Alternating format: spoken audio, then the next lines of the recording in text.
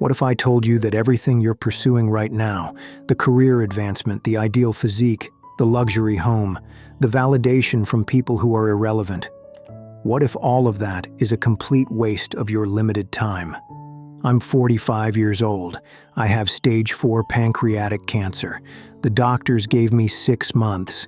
That was 5 months ago. I have maybe 2 weeks left, probably less. And in the time I have remaining, I'm going to save you decades of mistakes, wasted time, and suffering that I can't recover. This isn't going to be some sentimental, inspirational live each day like it's your last message. This is me furious at myself for how I lived, desperate to make sure you don't do what I did. Because here's what nobody tells you. You don't get a warning. You don't get time to prepare. One day you're fine, and the next day a doctor is telling you that you're going to die, and everything you thought mattered suddenly doesn't matter at all. I was a corporate attorney, made partner at 38, 6-figure salary, corner office. I worked 70-hour weeks for 20 years, missed my son's basketball games because I had client meetings, missed anniversaries because I had court appearances. I told myself just a few more years. Just reach this level, then I'll slow down. Then I'll have time for my family. Then I'll finally take that trip to Greece my wife keeps mentioning. I never slowed down. I'm never going to Greece. My son is 16 now. And last week he told me he barely knows me. He said, "Dad, you were around sometimes, but you were never really there." And he's right. I was physically present occasionally, but mentally I was always at work, always thinking about the next case, the next client, the next billable hour. You know what's ironic? 2 weeks after my diagnosis, I got the email I'd been waiting for. They were making me senior partner, the thing I'd sacrificed 20 years for, the thing I told myself would make it all worthwhile. And when I read that email, I felt nothing. Actually, that's not accurate. I felt rage, pure rage, because I traded my life for a title that means absolutely nothing now. Here's what I wish someone had told me when I was 25. Success is the worst possible goal. I know that sounds insane, but achievement is a trap. You get the promotion, you feel good for 48 hours, then you need the next one. You make 6 figures, then you need 7. You get the corner office, then you need the bigger corner office. It never ends. The goalposts keep moving, and before you know it, you're 45 and dying, and you realize you spent your entire adult life chasing things that don't matter. I have a friend. Had a friend. Daniel. We went to law school together. He dropped out after 1 year, said he didn't want to spend his life in courtrooms. I thought he was a fool. He became a high school teacher, made $50,000 a year. I made 3 times that. I felt so superior.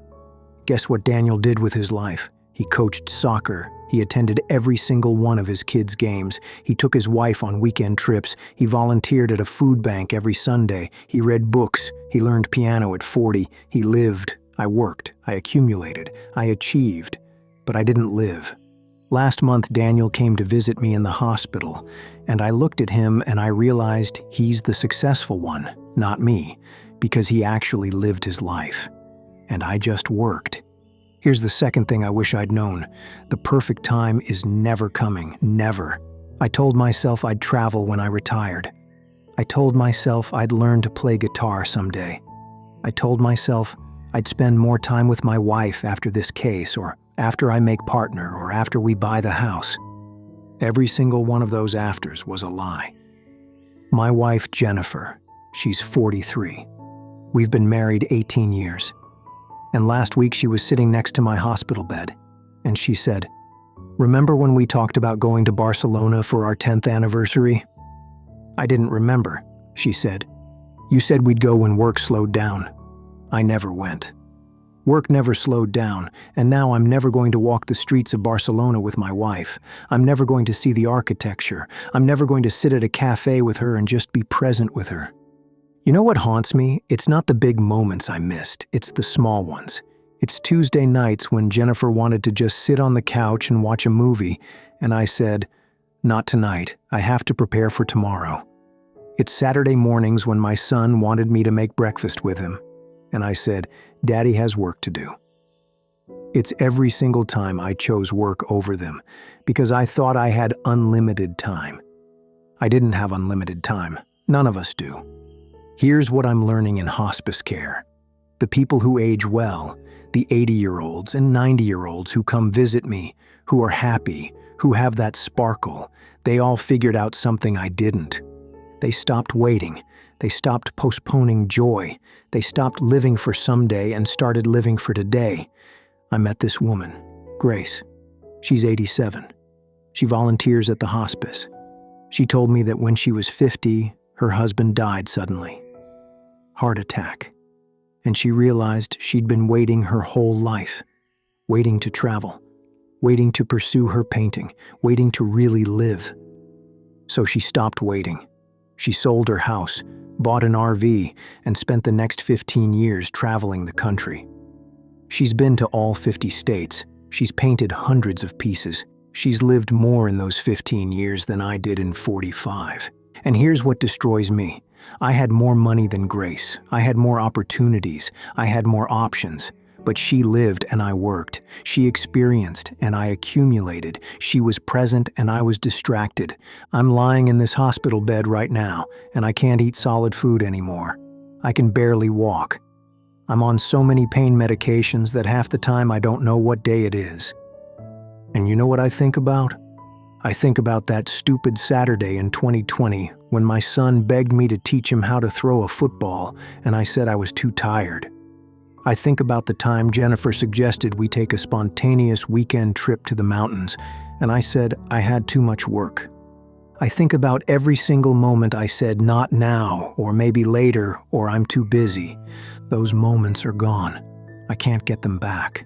The football is in the garage, and I'm never going to teach him to throw it. The mountains are 3 hours away, and I'm never going to hike them with my wife again. This is what I need you to understand. You think you have time. You don't. You think you'll get around to it later. You won't. You think there will be a perfect moment when everything aligns and you can finally live the life you want to live. That moment doesn't exist. The thing you're chasing, the money, the success, the perfect body, the approval, you're not actually chasing those things. You're chasing a feeling. You think money will make you feel secure. You think success will make you feel worthy. You think approval will make you feel loved. But here's what nobody tells you. You can give yourself those feelings right now, right this second. I spent 20 years trying to feel worthy through my career, trying to prove I was good enough by making partner, by winning cases, by earning more. And in the end, none of it made me feel worthy. You know when I finally felt worthy? Last week, when my son held my hand and told me he loves me. Not because of anything I achieved, just because I'm his dad. That's it. That's the feeling I was chasing for 20 years, and I could have had it any Tuesday night if I just put down my laptop and spent time with him. I have a bucket list that I'm never going to complete. Learn Spanish, visit Japan, read the classics, start that novel I always talked about, hike the Appalachian Trail, learn to sail. None of it is happening. The list sits on my bedside table, and every time I look at it, it's a reminder of everything I postponed, everything I thought I'd have time for later. But here's what I want you to understand. The bucket list isn't the problem. The problem is the word someday. The problem is thinking you'll do it after you achieve this other thing first. The problem is not understanding that life is happening right now, and every day you postpone is a day you're never getting back. My son turns 17 in 2 weeks. I'm probably not going to be here for his birthday. I'm definitely not going to see him graduate high school. I'm not going to walk him down the aisle at his wedding. I'm not going to meet my grandchildren, all those moments I was working toward. Retirement, grandkids, finally having time. They're not coming. They were never guaranteed. I just assumed they were. Last night, Jennifer asked me, if you could go back and change one thing, what would it be? And I told her the truth. I wouldn't change one thing. I would change everything. I would work less. I would be present more. I would say no to clients and yes to my family. I would take the trips. I would learn the guitar. I would sit on the couch and watch stupid movies. I would make the breakfast. I would teach him to throw the football. I would go to Barcelona. I would live. But I can't go back. The only thing I can do now is tell you, don't wait. Don't postpone. Don't sacrifice your life for things that don't matter.